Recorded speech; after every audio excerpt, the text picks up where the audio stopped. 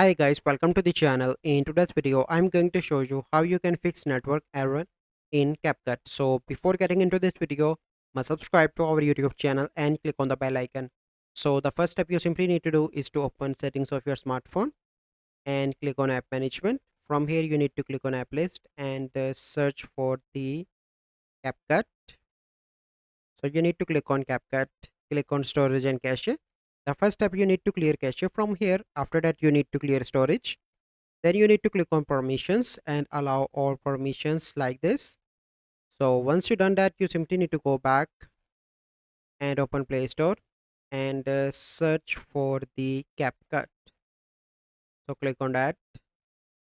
And after that, you need to update CapCut application. As you can see, CapCut is up to date.